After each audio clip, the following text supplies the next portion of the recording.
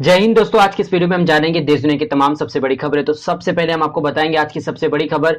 5 साल संविदा पर नौकरी पर योगी सरकार के खिलाफ प्रस्ताव चालू हो गया है। जी हां दोस्तों, सड़कों पर लोगों का आंदोलन जो है, गुस्सा दिखाई दे रहा है। जानेंगे इस खबर को विस्तार से इस वीडियो के अंदर। साथ ही हम आपको बताएंगे केंद्रीय मंत्री हुए कोरोना पॉजिटिव। जी हां दोस्तों, कौन से केंद्रीय मंत्री है जिन्हें कोरोना हो गया, जानेंगे इस खबर को भी विस्तार से इस वीडियो के अंदर। साथ ही हम आपको बताएंगे आज की सबसे बड़ी खबर।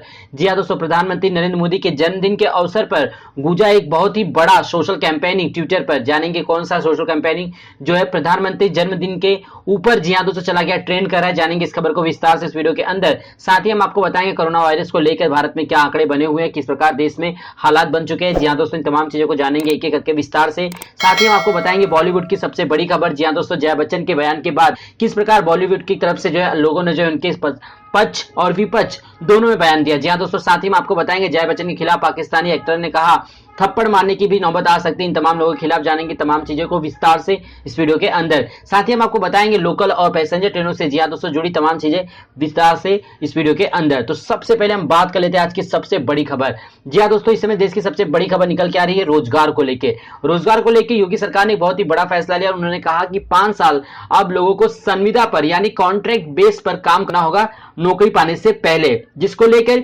योगी सरकार के 5 साल के इस पेपर पूरी तरह से जो है विरोध किया गया।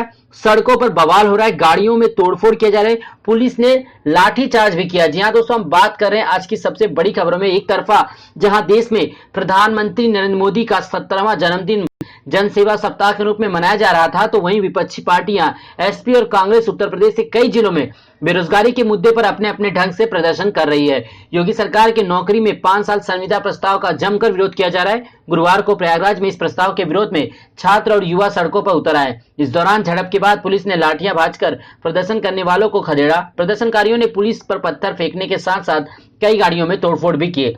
प्रयागराज में बालसन चौराहे पर सरकारी नौकरियों में संविदा नियुक्ति के प्रस्ताव का विरोध कर रहे प्रतियोगी छात्रों ने पुलिस ने हल्का सा बल प्रयोग किया। इसके बाद पुलिस और प्रदर्शनकारी छात्रों के बीच झड़प बढ़ती गई। प्रदर्शनकारियों ने पुलिस की गाड़ियों पर पथराव किया, पुलिस ने लाठीचार्ज किया तो प्रदर्शनकारियों ने पथराव कर दिया। इस दौरान कई वाहनों में तोड़फोड़ की गई। लगातार देश में जहां जीडीपी नीचे गिरती जा रही है, प्रधानमंत्री हो और केंद्र सरकार तमाम लोगों के मिलने के बावजूद जी हां दोस्तों सभी रणनीतियां पूरी तरह से फेल होती हुई नजर आ रही है। इसी बीच उत्तर प्रदेश में योगी सरकार ने भी एक बहुत ही अनोखा फैसला सुनाया, जिसमें इस बात साबित होती है गरीबों के लिए यह फैसला कहीं ना कहीं गलत साबित हो रहा है, क्योंकि 5 साल संविदा पर रखने के बाद देश में युवा और बेरोजगार छात्रों के बीच जो है एक आक्रोश का माहौल बन चुका है योगी सरकार के खिलाफ।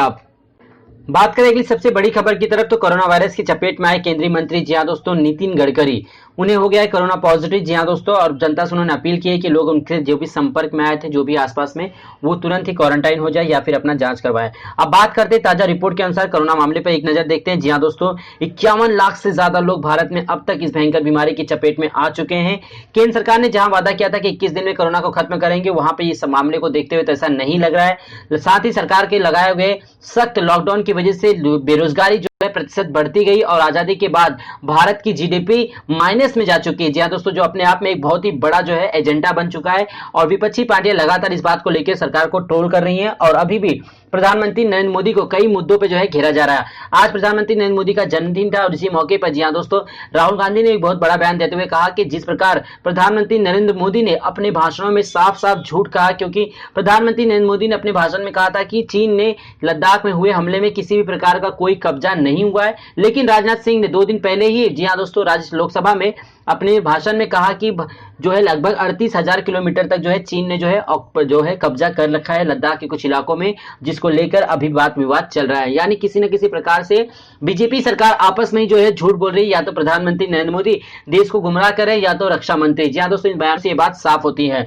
बात करें महाराष्ट्र, जहां केंद्र बिंदु लगातार बना हुआ है, जहां पे 11 लाख से ज्यादा मामले अभी तक रजिस्टर किए जा चुके कोरोना वायरस को लेकर। अभी भी जो है लॉकडाउन लगाया गया है कई इलाकों में जहां पे कंटेनमेंट जोन है, बाकी इलाकों में जो है लॉकडाउन को पूरी तरह से खत्म कर दिया गया है। अब बात करते हैं बॉलीवुड की सबसे बड़ी खबर। जी हां दोस्तों, बॉलीवुड में कंगना ने जो है एक माहौल बनाया, जिसके बाद से जी हां दोस्तों बॉलीवुड में जो है पहले नेपोटिज्म पे हमला हुआ, उसके बाद देश के सभी जितने भी कलाकार थे और जिनके उनके बेटे थे या बेटियां थे उनको ट्रोल किया गया सोशल मीडिया के माध्यम से। और किस प्रकार नेपोटिज्म की वजह से सुशांत सिंह के मामले को जोड़ा गया था, क्योंकि नेपोटिज्म का कहीं ना कहीं हवाला देते हुए नेपोटिज्म की वजह से सुशांत सिंह ने आत्महत्या की थी। उसके बाद ये मामला ड्रग्स की तरफ चला गया और उसके बाद बॉलीवुड में ड्रग्स के खिलाफ जो है कंगना रनावत ने अपनी आवाज उठाई और इस चीज को लेकर देश में उनको सपोर्ट मिला, देश की बेटी। जी हाँ दोस्तों, इन तमाम चीजों के साथ साथ जया बच्चन ने बहुत ही बड़ा, जी हाँ दोस्तों, राज्यसभा में अपने भाषण में उन्होंने कहा कि जिस थाली में ये लोग खाते उसी में छेद करते। उसके बाद से क्या हुआ, उसके बाद से सोशल मीडिया के प्लेटफॉर्म्स पे जया बच्चन को लेकर कई तरह की टिप्पणियां की गई और पाकिस्तानी अदाकारा ने तो ये भी कह दिया कि उनकी उम्र का लिहाज किया जा रहा है और नहीं तो उनके पास शब्द नहीं है कि जया बच्चन ने जिस प्रकार की बात कही, जिस प्रकार बॉलीवुड से उन्होंने पैसे कमाए, बिग बी यानी कि अमिताभ बच्चन हो चाहे उनका पूरा परिवार हो, जिस प्रकार बॉलीवुड से पैसे कमाए उस हिसाब से कोई भी तरह से जो है उन्होंने बॉलीवुड में किसी भी गैर जो फैमिली के हैं, जो नेपोटिज्म के बाहर के लोग हैं, उनको किसी भी प्रकार का सपोर्ट नहीं दिया गया। इन तमाम चीजों को लेकर जो है जया बच्चन की काफी ज्यादा जी हाँ दोस्तों ट्रोल किया जा रहा है, क्योंकि उन्होंने जो बयान दिया था वो लोगों को नहीं भाया। तो चलते हैं अपनी अगली खबर की तरफ। जी हाँ दोस्तों, अगली सबसे बड़ी खबर आ रही इंडिया चाइना के बीच में। जी हाँ दोस्तों, हिंद महासागर क्षेत्र में घुसा चीनी पोत भारतीय नौसेना के डर से वापस लौटा। लगातार भारत और चीन के बीच विवाद बढ़ता ही जा रहा है और ये विवाद जो है रुकने का नाम नहीं ले रहा है। जी हाँ दोस्तों, लद्दाख में हमले के बाद से ही देश में जो है बाइकआउट चाइना की लहर दौड़ी। उसके बाद भारत सरकार ने चीन के सभी ऐप्स को पूरी तरह से बैन कर दिया, जिसकी वजह से चीन जो है बलखला उठा और उसकी रीढ़ की हड्डी टूट गई, क्योंकि सबसे ज्यादा इकोनॉमी जो जैसे जी हाँ दोस्तों जो उसको रेवेन्यू मिलता था वो भारत से मिलता था, क्योंकि भारत में सबसे ज्यादा यूजर्स थे उसके ऐप्स के। बात करें टिकटॉक की जो बहुत ही ज्यादा चर्चित है, जी हाँ दोस्तों, सबसे ज्यादा यूजर जो है आधे से ज्यादा लोग जो है सिर्फ और सिर्फ इंडियन थे, जिसकी वजह से उसे काफी ज्यादा नुकसान हुआ। इसी बीच जी हाँ दोस्तों अब चीनी सेना जो है कुछ नए जो है पैतरे आजमा रही। इसी बीच जी हाँ दोस्तों पूर्वी लद्दाख में एलएसी पर तनातनी के बीच चीनी युआन वांग श्रेणी के एक अनुसंधान पोत ने पिछले महीने मलक्का जल संधि में हिंद महासागर क्षेत्र में प्रवेश किया था।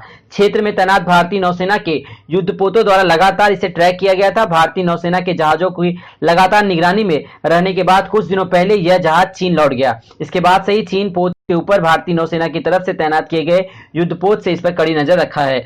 बात करें हिंद महासागर में ताकत बढ़ा रहा है चीन। जी हाँ दोस्तों, चीन लगातार हिंद महासागर में अपनी मजबूती बढ़ाने का प्रयास कर रहा है। हिंद महासागर क्षेत्र में चीन की सेना की बढ़ती मौजूदगी के मद्देनजर नौसेना अपनी क्षमता पर बढ़ाने पर ध्यान केंद्रित कर रहा है।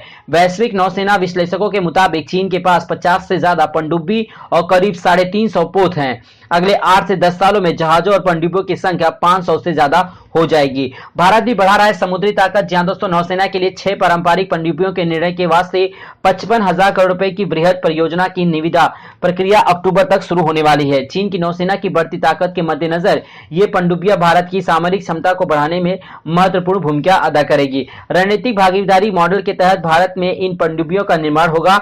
इसके तहत घरेलू कंपनियों को देश में अत्याधुनिक सैन्य उपकरण निर्माण के लिए विदेशी रक्षा कंपनियों से करार करने की अनुमति होगी और आयात पर निर्भरता घटेगी। सूत्रों के बताया कि परियोजना के संबंध में आईआरएफई यानी अनुरोध प्रस्ताव जारी करने के लिए पनडुब्बी की विशेषता और जरूरी मानदंडों को लेकर रक्षा मंत्रालय भारतीय नौसेना की अलग अलग टीमों द्वारा काम पूरा हो चुका है। तो ये अपने आप में एक बहुत अच्छी खबर निकल के आ रही है। जी हाँ दोस्तों, चलते हैं अपने अंतिम खबर की तरफ जो है रेल मंत्रालय को लेकर। जी हाँ दोस्तों, रेल मंत्रालय को लेकर देश में जो है एक अलग सा माहौल बना हुआ है। एनटीपीसी के एग्जाम्स को लेकर जहां 2 साल का समय बीत चुका है, इसी बीच जो है बच्चों के आंदोलन के बाद ट्विटर पे हो चाहे सोशल मीडिया के प्लेटफॉर्म से तमाम जगहों पे जो है बच्चों ने काफी ज्यादा आंदोलन किया। बार बार प्रधानमंत्री रेल मंत्रालय को टैग करने के बाद आखिरकार फाइनली जो है एक डेट मिल चुकी है कि 15 दिसंबर से एनटीपीसी और ग्रुप डी के एग्जाम्स होने वाले हैं। आपकी जानकारी के लिए बता दूं कि लगभग 1.5 लाख से ज्यादा पोस्ट हैं और इनमें 2 करोड़ से ज्यादा लोगों ने जो है 2.5 करोड़ लगभग 2 करोड़ 47 लाख लोगों ने जो है इसके लिए फॉर्म के लिए जो है आवेदन किया है। अब बात करते हैं स्पेशल और लोकल ट्रेनों के बारे में। जी हाँ दोस्तों, लोकल ट्रेनों को लेके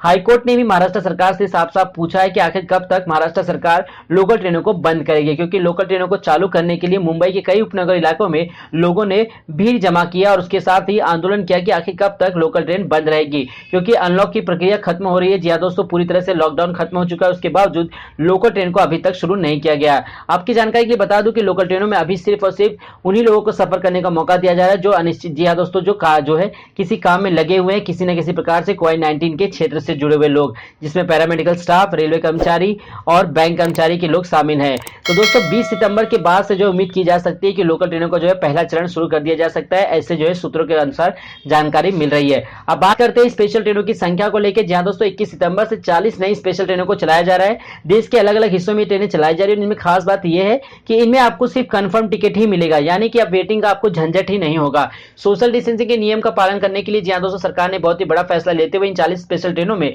अब ये सुविधा दी गई कि आपको सिर्फ इन टिकटों में कंफर्म टिकट ही दिया जाएगा और किसी प्रकार का आरएसी और वेटिंग लिस्ट नहीं दिया जाएगा। तो बहुत ही अच्छी खबर है जी हाँ दोस्तों। अगर आपको विस्तार से जानकारी चाहिए तो आप हमें कमेंट बॉक्स में कमेंट कर सकते हैं। तो दोस्तों आज के लिए इतना ही। उम्मीद करता हूं कि आज का वीडियो आपको पसंद आया हो। वीडियो अच्छा लगा तो वीडियो को लाइक और चैनल को सब्सक्राइब करना ना भूलें।